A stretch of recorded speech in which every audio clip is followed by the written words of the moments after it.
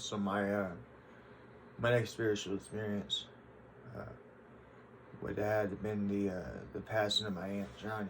I understand that you might think a woman named Johnny, but yeah. She was born in the 1920s. Um, she left me a piece of property. I'd tell you about that in this story because I'm actually really proud about what I did with that property. That shows the handle that way. But my Aunt Johnny probably would have been the only real relative I had, what I considered family, or what I thought family should be, or how one should view one's grandmother or something, She was born in the 1920s. She played on a women's basketball team at her high school, such as that. She was a teacher. And it's really, I laugh about it, but I shouldn't, because it might be offensive, and I apologize if it is, because it shouldn't have ever been this way. But my Aunt Johnny drove when it wasn't legal for women to drive, and the men would ride on the outside of the car on the little kickouts because they didn't think that a woman could drive, and so they were ready to jump off. She went from being a school teacher to working at the post office, and she drove a little post office truck there for a while, so she retired. She had a Dodge Dart, was her last car, whatnot. Last I heard, some boys turned that into a race car or whatever. Puke green. Anyways, so she was my family, and when she died, she had died way after my Uncle Jerry, and they weren't uncle and aunt. They weren't together. They different aunts and uncles. Her husband had died early in life. She would have been my Uncle Jerry's elder. He died something to do with organ failure, I believe. But her husband died, and she was widowed for 50 years, and she lived in the backwoods of Louisiana, where I was born.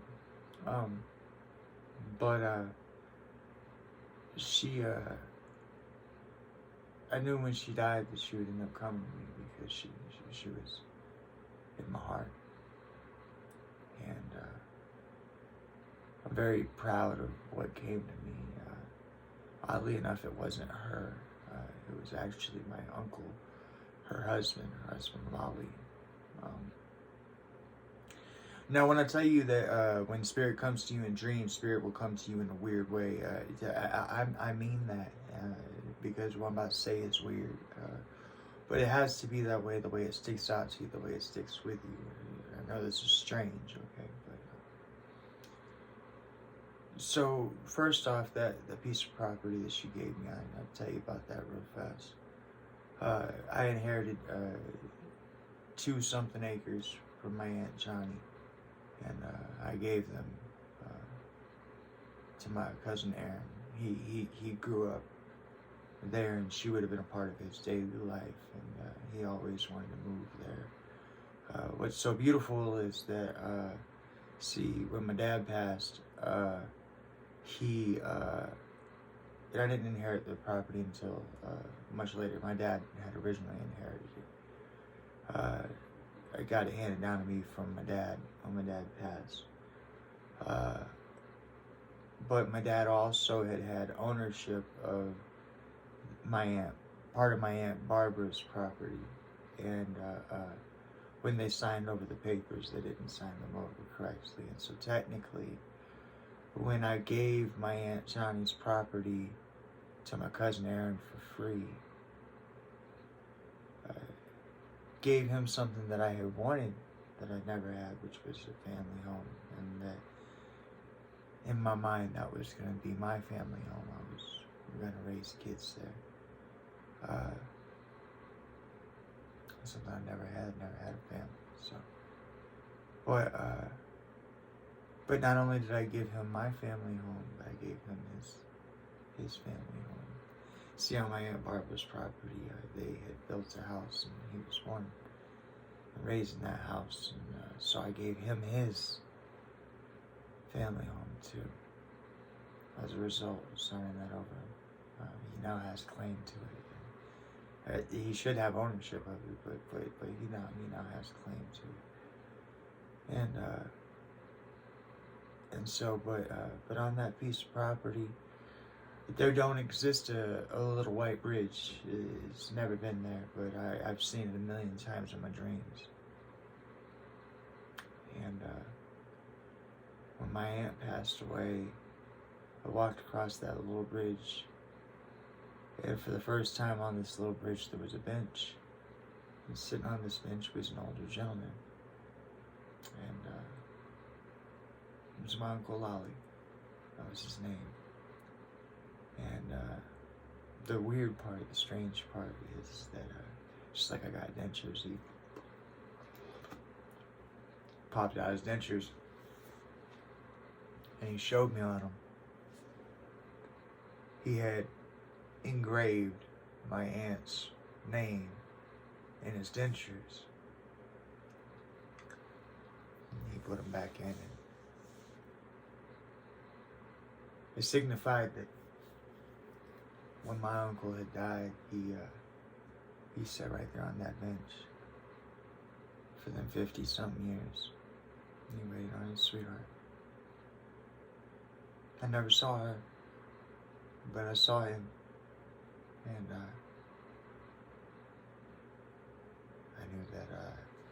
I knew that she had went where she belonged, and that she was in loving company.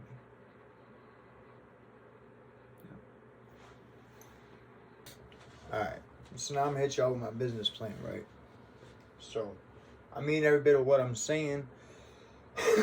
I'm technologically illiterate, so I don't know if there possesses a way for a account, and of course I'll be expressing that to my bank and to PayPal. That's the only people I'll take any information from, but I don't know if there possesses a way for an account to be viewable to the populace without being touchable. I don't know, so I had to figure that out. But this is what I'm promising, this is what I'm planning, this is where the goal is, okay? So I have lots of things I want to do.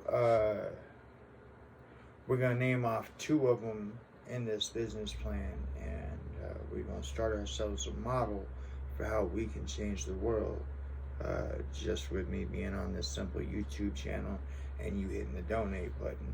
All I'm asking for is $1. Hear what your $1 gonna do real fast before you judge me. So,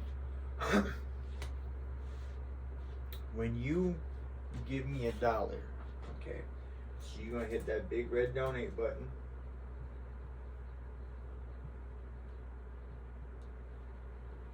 Here's what's going to happen. Now, I'm opening up a business account with PayPal so that I can accept all forms of payment. That way I don't have to just have a PayPal to PayPal. You can, I assume, according to the way that I understand it, you can pay with anything you want to, Visa, MasterCard, your bank account, your debit, your whatever, okay? I chose to use PayPal. I understand there's something about some sort of percentages, whatever. I don't care. I want you to know that you are safe in opening up your wallet to me. And I want to make sure that's done through the most reputable that I know of, which is PayPal. Okay, I could be wrong, but it appears to be, when you say online banking or internet, I think the word PayPal. So there you go. So that red donate button is going to put, whatever you donate to me, all I'm asking you for is $1, but I'll make it so you can put more if you really want to, but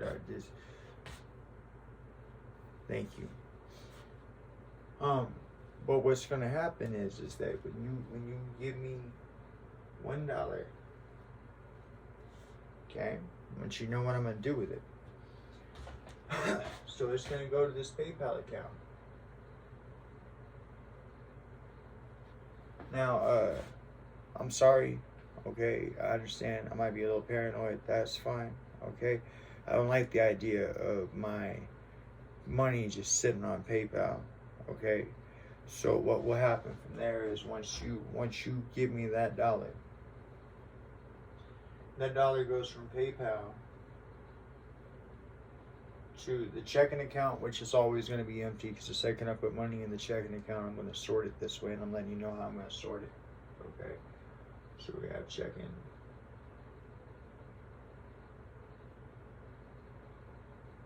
Okay, and then we're going to have savings.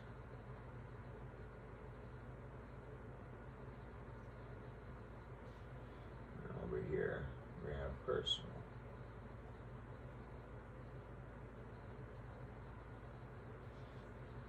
I don't want to lie to you guys. I'm being straight up with you guys. This is how I plan on doing it. Okay. So, number one, when you donate me $1, it's gonna go to a PayPal account. Okay. That dollar, what'll happen is that right off the top, okay, while it's still in the PayPal account, I'm going to use 33% of that dollar right off the top to advertise my videos, my content, my everything. I'm going to use that 33% right off the top for that. That way I can get these videos pushed in other places other than just YouTube. That way I can move things forward here because I have a goal here. So, but 33% of that dollar is going to come right off the top, okay? Then, with the leftover amount, so the remaining 66%, okay, is going to come down here. Now, I'm not even going to write a figure because this is how my banking is going to go, so you guys know. When it goes into my checking account, okay, I'm going to put 66% of what's remaining that comes from my PayPal over here for taxes. Okay? I'm going to pay 66% of my taxes quarterly. Okay? Even if it overpays, I think you can gain interest that way. And if that's the case, that works too because it'll keep this ball rolling faster. Okay? But I'm gonna pay 66% to my taxes. It's going to sit in a savings account until I pay quarterly every year. Okay, 33% of that is going to go right over here, right? So, well, I guess it'd be, well, no, I'll leave 1% in the checking account. So 33% of that is going to go of what comes from PayPal, right? So 66% is going to go to my savings for taxes. 33% is going to go to my checking for my own personal living. Okay, now I want to tell you what I'm planning on doing with my own personal living portion of this. That way all this will make a little sense to you. And maybe it make a little more sense to you as to why you want to give me that dollar on that PayPal, if you choose to, and if you're in the place to be able to, okay? And that's this right here. Okay. So that 33% that I set in my checking, of course, you know, I have to pay my bills and such as that. But if I get enough money in there, if you can help support me, if you can help me make this my 9 to 5, okay, if you can, I'll dedicate myself to it.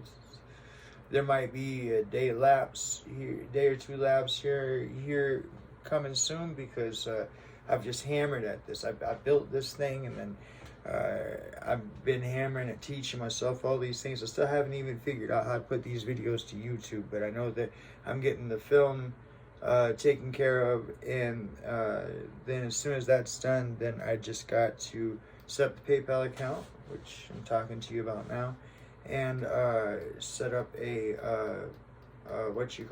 figure out how I can even post these videos onto YouTube because I don't know that yet. But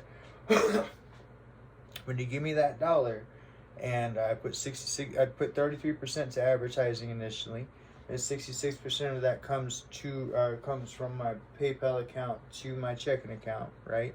And 66% of what comes to my checking account is going to go to my savings, and 33% is going to go to my actual what I live off of, right? I leave that 1% in there for emergencies or in case we want to splurge on on doing something for the channel or something like that. I don't know, okay, but what'll happen here is this right here is I'm gonna take that 33% and I'm gonna buy real estate.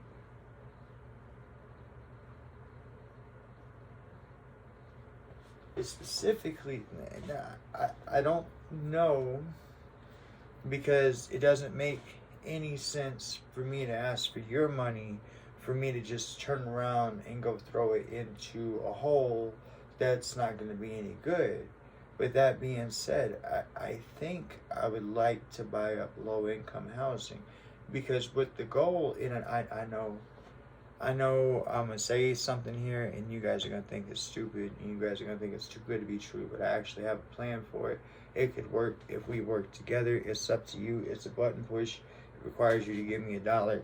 It's up to you, okay? But this is what I'm trying to work out with you real fast, okay? So I'm gonna start buying up real estate. I'm gonna start a real estate business, okay?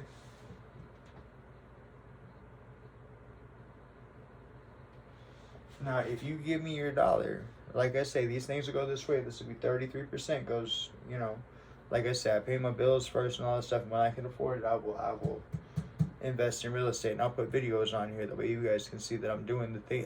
I believe in holding myself accountable, so you guys will be able to see this all the way from me starting here in the shed to the whatever this ends up being, okay? Well, what I would like to do is I would like to buy low income housing, okay?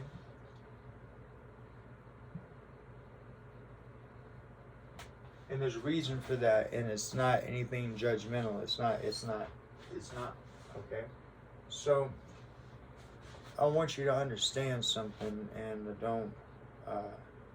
I don't know that you will, but I'm going to try to give it to you, okay? So, when it comes to business, you can file what are known as losses, okay? And I want you to understand that real fast. So, you hit the $1, okay? 66 gets set back for taxes, and then whenever everything gets returned, that money will go right back into real estate for buying low-income housing is what I'm hoping for. But again, like I say, I'm not going to sink my money into a hole. I want to make wise choices, okay? But because I want to make these places where people can live at, okay? So, excuse me. So I would like to buy low income housing, and what I would like to do is this right here. Now, it's my understanding that if you buy like a sixplex that's low income housing, okay, then you're guaranteed you get the money because it's low income housing and the state has something worked out. And I'm talking about giving you guys cushion on both ways on that, and this is how. So, you buy low income housing, right? And let's say low income housing promises you $1,000 a month, okay? Whereas they charge the tenant, let's say $650. Okay? This is we can end homelessness like this. Okay? I don't know how to display it on the internet. If there's a way for me to figure that out between PayPal and my banks, I will. Okay? That way I can hold myself accountable. That way you can look and you can see what's going on. Okay? But if you hit that $1 button right now, okay, this is what I'm planning on doing with it. Now I got to get me straight. Okay? I literally, this is it. This is what I'm doing right now. I'm devoting my heart and soul to this. This is I need to see where this goes, and I feel that God has called me to it, and that's where I'm at with it. And this is the last of the videos for me to produce. As soon as I get it all edited, I'm putting it out there. But it works like this. Sorry. If you guys can donate me enough money, okay, then what ends up happening is this right here, is that the money would be handled as I explained, and I will buy low-income housing. Okay. If they pay me $1,000 a month, okay, and I get it. So first, I have to buy low-income housing. Second, I have to have enough low-income housing to make an impact. Okay, but we'll get to that, and I'll figure out. At the very least, I'll just come up here to this whiteboard and I'll talk you through what we're at on things so I can hold myself accountable. I mean that. I'll do that. There's no reason why. I can literally, I'll treat you as if we are a relationship, right? And I will let you know, as far, when I say relationship, I mean business partnership, and I'll let you know what it is that I'm doing with our channel as far as where we're going with things, okay? But the plan here is this right here, is that of course I gotta fix me, but I buy this low income housing. I buy enough of it. If they pay $1,000 for the person to pay $650, the reason why I got those two put up on the board is this right here. If you guys donate me enough money, then what we can do is this. I want to make it. Okay, this is a multi-impact statement. I want you to hear me real fast. Okay, so these are low income housing. Okay, I want to make it so that a person, anybody who qualifies for low income housing, okay? Now, everybody always says, well, somebody has to foot the bill, and I want to foot the bill, okay? I'm sorry, flat broke. I need you to help me, okay? But I want to be that source that foots that bill, and I want to explain to you what I'm footing the bill of and what it is we can do with this if you help me. Okay, so if you donate me enough money and I get enough low income housing and I get enough of them, okay, then this is what can happen. I want to make it so that a person only pays rent once every quarter. Okay, so that's once every 3 months. Okay, a person would actually pay rent once every 3 months. Now here's what I mean by that. So this is all things are double-edged, but this is a good thing, both sides. Okay, so number one, when the state pays me $1,000, when the person's only given $650, the state is bumping me up $350 per person, okay, or per rental unit, okay.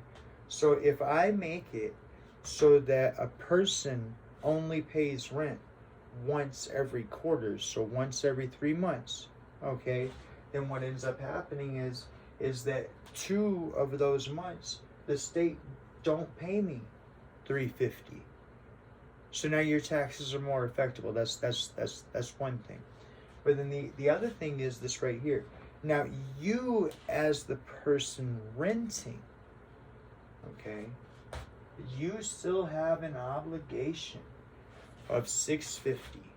Okay, so every month you, as the, I know I just said that you ain't paying rent but once quarterly, and now I'm saying you're paying rent every month, but you are paying rent every month. Okay, you will not lay back, relax, none of that. No, you will have a job. Okay, but we're gonna get you somewhere with your job, and we're gonna make this thing possible. Not the only way to do this is there has to be money coming in to support this. But I want you to hear what I have to say real fast. Okay, so if a person is in charge of coming up with $650 every month for their rent because they qualify for low-income housing, okay, and I'm telling you that I am only charging them once every quarter, so I'm only taking that $650 once every 3 months, then that allows for $1,300 every quarter, right?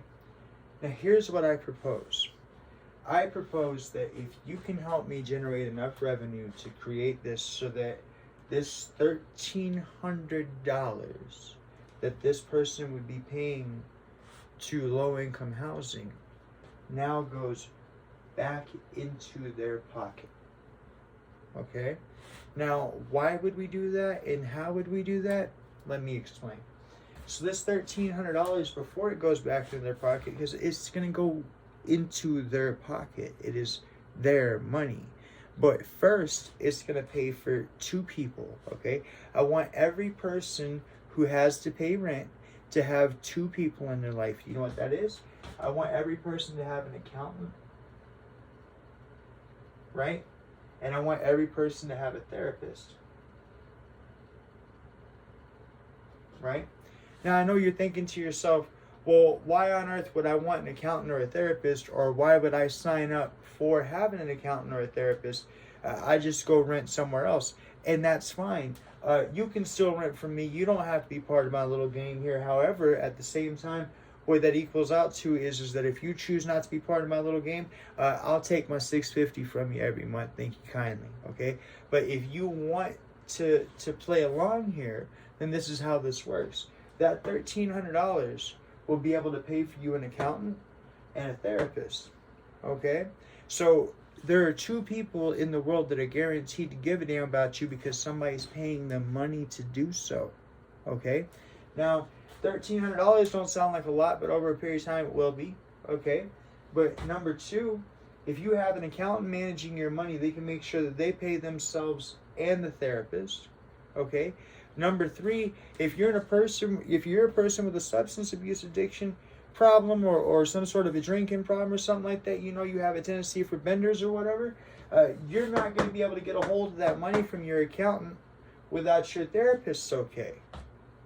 Okay, so now you have an actual, real responsible $1,300 every quarter of the year, okay, that handled properly by an accountant and therapist will be used responsibly in your life. So if you have child support to pay back, if you have overdue taxes, if you have bills to pay, these 2 individuals are going to make sure that you pay them. So that way we have forward movement in your financial future. Do you understand?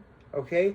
And so eventually, as you fix all these things in your problem, in your situation, this $1,300 gets set back and set back and set back, either A, for you to buy a home, B, for you to do something with your credit, or C, to move into a better place, whatever it is that you want to do. Eventually, I will have better homes that I buy as part of this, as this thing keeps on going. But what I need from you, my business plan, it all hinges on you. You got to hit that donate button. You got to give me at least $1. All right, it's $1, okay? That's what I'm going to do with it. 33% of it's going to go towards that, okay? I'll make my money off of, I won't make any money. That's kind of the point, is that I'll be making my money off of the donate button, off of the 33% where I told you to go, where it'll come from, right? So I'll live off of that. But my goal, okay, is to buy up as much housing as we can.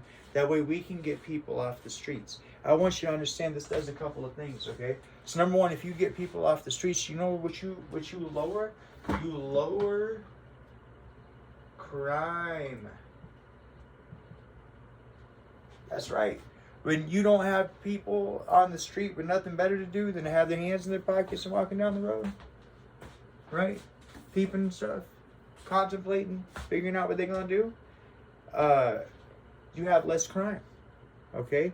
But they don't have a real reason to want to step outside of crime until you can give them a home. And you can't give them a home until you start solving things. And I think this is where it starts at, okay? I think that we can generate enough money to make it so that eventually no person has to be homeless. Now there are people out there that like to be alone. There are people out there that have their own way of life, okay? And that's fine, okay? That, you know, but for the majority, we can make homelessness a past issue. Now I want to tell you something else we can do. If we get this going good enough, okay, because this can actually generate money over a period of time. It's just a slower clock. And I don't mind doing the slower clock if what we have going here is we're helping people, we're lifting people up, we're bettering our community, and we're making things happen. And like I say, that what if for this holiday season, what if you had an accountant and a therapist that had helped you remember all the little things that you had brought it into the therapist that you talked about your girl, or you talked about your kids, or you talked about your dog, right? And so you got a person that actually gives a damn about you, listening to you, help you figure things out, right? But then you also got an accountant to make sure that you set back enough money. How would an extra $1,300 have helped you this holiday season, right? And what if you could provide that to the man who qualified, the man, woman, family that qualifies for low income housing? Okay, but you can, and it's right here in this. What I'll do with it, I'll like I say, when I make a move, I'll check in with it.